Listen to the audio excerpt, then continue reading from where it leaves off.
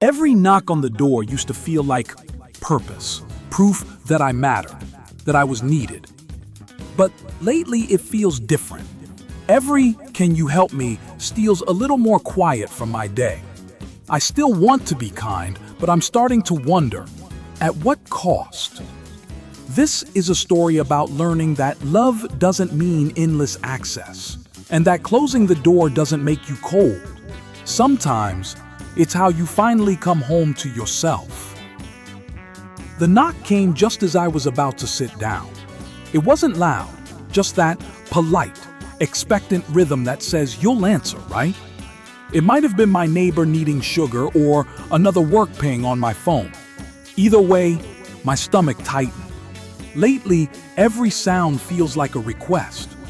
I used to love being dependable, the one who always picked up, always filled the gaps. I bring extra cupcakes to staff meetings, cover shifts, lend rides, keep secrets. "You're so reliable," people said, like it was a compliment carved in gold. I wore it like armor. But somewhere between the third "can you just" and the midnight emails that began with "sorry to bother you," that armor got heavy. I live in a small apartment above a bakery that starts mixing dough at 4 a.m. The smell of yeast and sugar seeps through the floorboards. Every morning I wake up to the hum of the mixer and tell myself it's comforting, that I'm lucky to be surrounded by warmth and work. But even the sweetness has started to taste like pressure. My mother calls most evenings. She's 72 and still refuses help with groceries, though her knees click like castanets. "You sound tired," she says. I laugh it off. Just a long day. It always is. The door to my day never quite closes. By 10 p.m., I'm still at the kitchen table with my laptop open.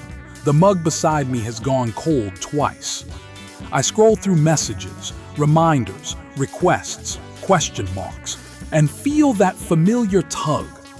If I stop responding, someone will think I don't care. I know it isn't true, but guilt doesn't care about logic.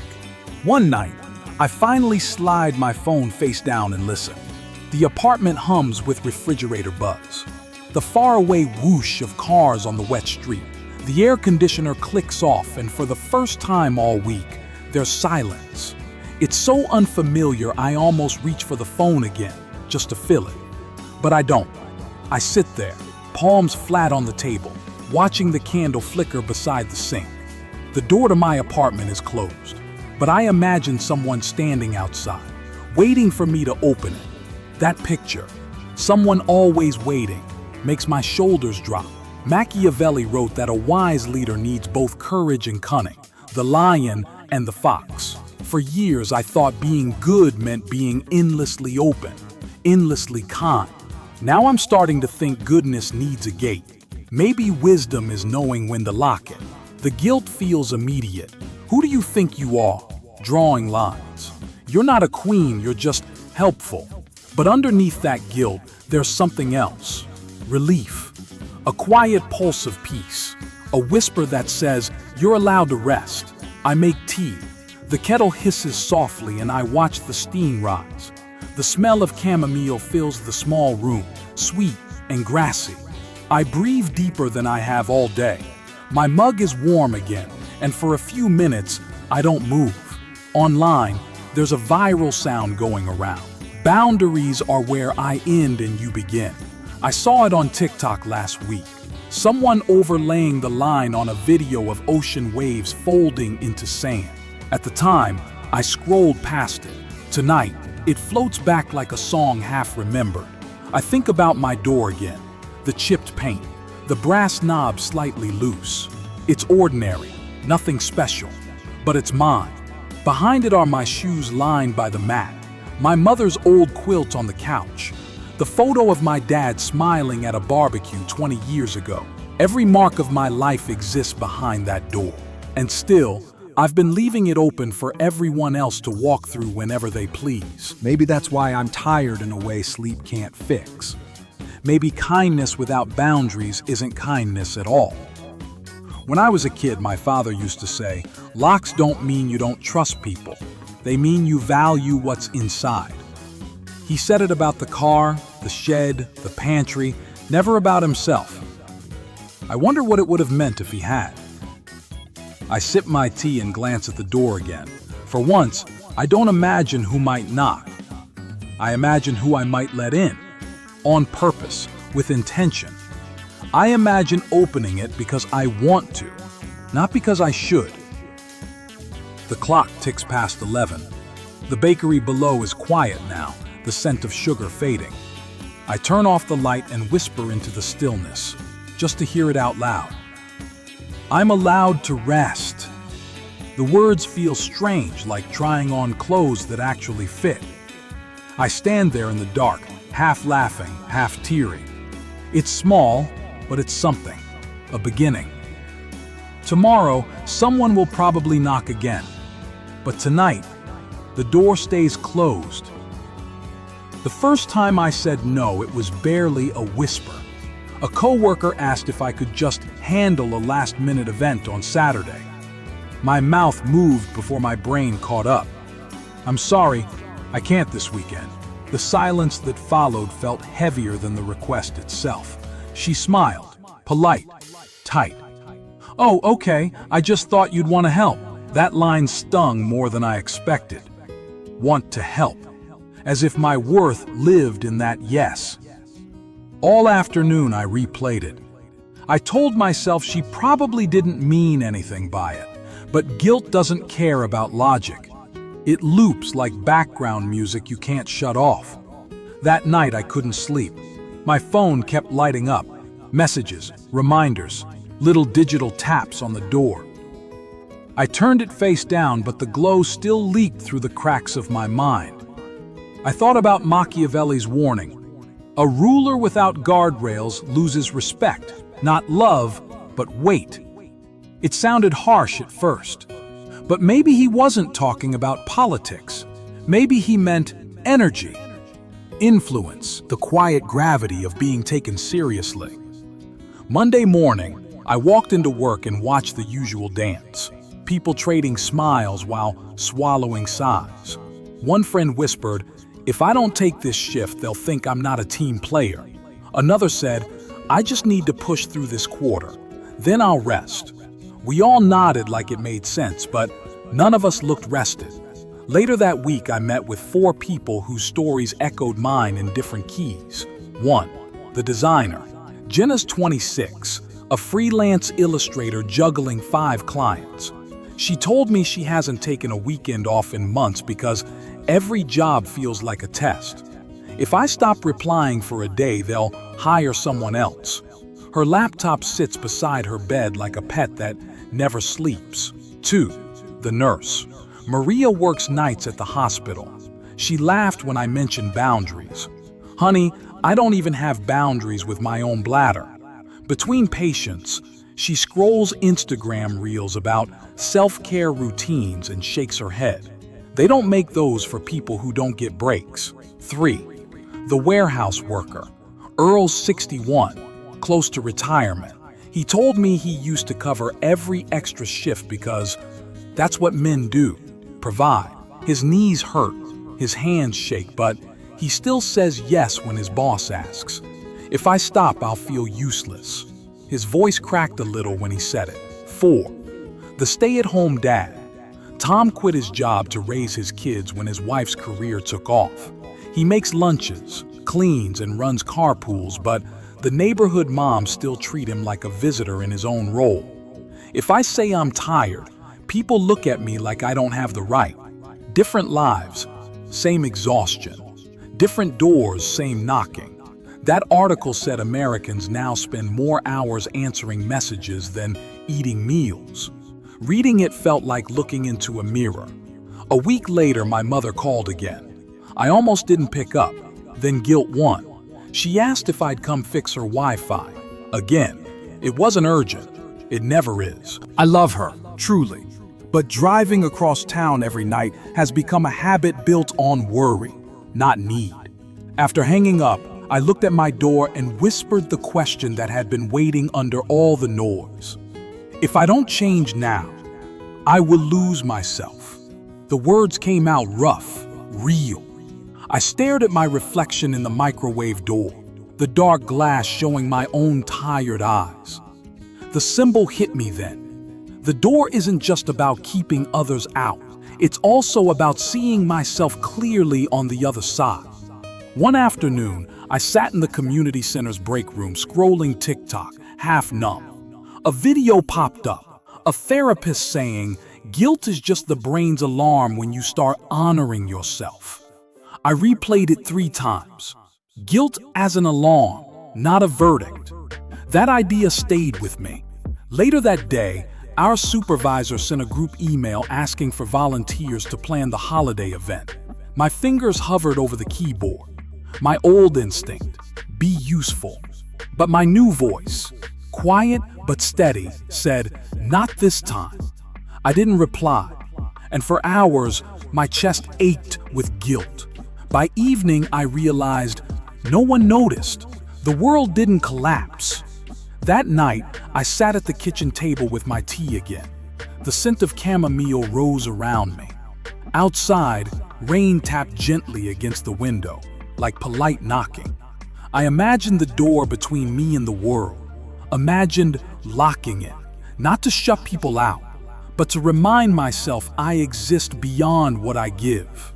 When I accept myself just as I am, then I can change. Carl Rogers. I wrote those words on a sticky note and placed it beside the door handle. A daily reminder. It's okay to pause before opening. The guilt still comes, sometimes sharp, sometimes dull, but I'm starting to see it differently now. Guilt isn't proof I'm wrong. It's proof I'm new at protecting myself.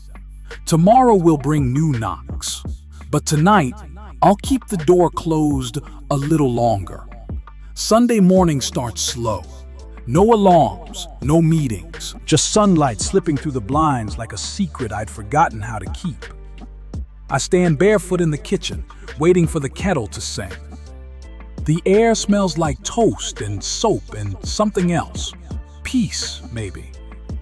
Usually by now, my phone would be buzzing with messages, but last night I left it in another room. No notifications, no excuses, just quiet. It scared me a little at first, like stepping into a room where no one's talking. But the silence held me gently, like it had been waiting all along. I pour coffee into my chipped blue mug and watch the steam rise in slow ribbons. The door is still locked, and for once, that doesn't feel like isolation. It feels like permission. Permission to breathe, to exist without performing. I think about the last few weeks, those small no's that trembled out of me, the guilt that came roaring after. Each one hurt, but each one also healed. Saying no felt like tearing an old skin, and beneath it, something softer waited. Outside, the city stirs, kids laughing somewhere down the street, a dog barking, the low thump of a car stereo. I sip my coffee and the world feels less like a set of demands, more like a place I'm allowed to simply be in. The wise man does it once, what the fool does it last. Niccolò Machiavelli. I used to think Machiavelli meant power games, control, dominance. But this morning, it sounds like something gentler. Courage. The courage to choose before exhaustion chooses for you. A week ago, I couldn't imagine this, sitting still, letting the world spin without me managing it. I thought my worth was in how much I carried. But the truth is, I was drowning in my own goodwill. Now, the sticky note on my door reads, "It's okay to pause before opening." It's wrinkled, curling at the edges, but every time I see it, I smile. It's the smallest revolution I've ever led. Monday returns, sharp and noisy. Emails, hallway chatter, a coworker hovering at my desk with that familiar line. Got a sec? I glance at the clock and take a breath. Can we talk after lunch? Her surprise flickers and fades. Sure thing. That's it. No argument, no fallout. The world adjusts. Later, I sit outside with Maria, the nurse who never gets enough sleep. Her eyes look heavier than her coffee. "You ever feel like you're living at work?" she asks. I laugh softly. "I used to. I'm trying to stop." "How?" she says, half teasing, half tired. "By pretending I'm worth resting for." She stares at me for a long second, then smiles. "That's good. I needed to hear that." The moment is small but holy. Two women, tired but trying, giving each other permission to stop apologizing for being human. That night, I decide to practice what Machiavelli might have called prudence, the art of keeping your energy. For me, it's not politics, it's peace. I close the laptop at 7. I text my mom. "I'll call you tomorrow, okay?" She replies with a heart emoji and "Take your rest, baby." Her kindness hits me in the chest. I think maybe she understands more than I ever gave her credit for. I light a candle by the door, the same door that once symbolized pressure, now softened by its glow. Its shadow flickers on the wall like a heartbeat. I realize the door has changed meaning. It's not a barrier anymore. It's a promise. There's a difference between helping and rescuing. Fred Rogers. That line found me last night while scrolling old interviews. I stopped breathing when I heard it, because for years I've been rescuing people, projects, problems. I called it love, but it was fear. Fear of being irrelevant. Fear of being unloved if I stop saving everyone else. Now, I just want to help without disappearing. I open my journal. The pages smell faintly of coffee and pen ink. My handwriting wobbles, but I write, "Saying no is a kind of faith. Silence can be service. Locked door can still let light in." The rain begins outside, soft and steady. It taps the windows like the world is applauding and whispers. I sit there, hand around my mug, candlelight trembling in rhythm with the rain. For the first time in months, I don't feel behind. I don't feel small. I just feel here, present, alive, enough. Machiavelli understood limits. Fred Rogers understood love. And maybe both were right. Maybe real strength lives somewhere between the two. Gentle, firm, unashamed to rest. I look toward the door one last time before bed. The flame wavers. The lock gleams faintly in the dim light. Tomorrow, I'll open it again. But tonight, it can stay closed. Because I finally know what's on this side of it. Peace that doesn't need permission. It's funny how the smallest things change you. Not all at once, but little by little, like water reshaping stone. I didn't become a different person after that Sunday morning. I still get pulled by old habits. Still catch myself saying sure before thinking. But something inside me pauses now. It's that pause, that breath before the door opens, that saves me. Tonight, the apartment smells like rain again. The candle by the door has burned down to half its size. There's a faint circle of wax around the base, the mark of nights spent learning how to rest. I keep the lights low, the window cracked. The street hums below. A car passing, a bit of laughter, someone walking a dog in the drizzle. Life keeps moving, with or without me steering it. I take a sip of tea and think about all the times I said yes out of fear. Fear of being forgotten, of seeming unkind, of losing connection. But every yes that hurt me didn't actually bring me closer to people. It just blurred my edges. Now, I'm learning that love doesn't mean unlimited access. It means presence, full, honest, and willing. And presence can only exist when you have space to stand in your own life. There's a quote I scribbled on the back of an envelope last week, one that's been echoing in my mind ever since. "Never was anything great achieved without danger." Niccolò Machiavelli. I used to read that as cold ambition. Now it feels like truth whispered in plain sight. The danger for me wasn't risk or failure. It was choosing myself when I'd been trained to serve everyone else first. It was daring to protect my peace. The next day, I stopped by my mother's apartment. She opens the door before I knock, as always, smiling like I've just come home from war. She's sitting in her worn armchair, a small blanket over her knees. "You look lighter," she says. I shrug, "Just tired in a good way." She nods knowingly. That's the right kind of tired. We drink tea together. She tells me about her garden, how the basil finally sprouted, how she talks to her plants every morning. I listen, not as the fixer or the caretaker, but just as a daughter. There's a difference, and she feels it too. The space between us is warm, quiet, easy. Before leaving, I glance at her door. Sturdy, white paint peeling near the handle. I kiss her cheek and say, "Lock it behind me, okay?" She smiles. "Always." As I walk back to my car, I realize how much meaning that simple act holds now. Locking the door isn't fear, it's care, it's ritual, it's love with boundaries. Back home, I take one last look around the room before bed. The candle flickers low. My blue mug sits by the sink. The sticky note on the door is faded, corners curled. But I can still read the words. It's okay to pause before opening. That sentence has become a kind of compass, gentle, not strict. It reminds me that I get to choose when to give and when to rest, when to open and when to keep still. Fred Rogers once said, "There's a difference between helping and rescuing."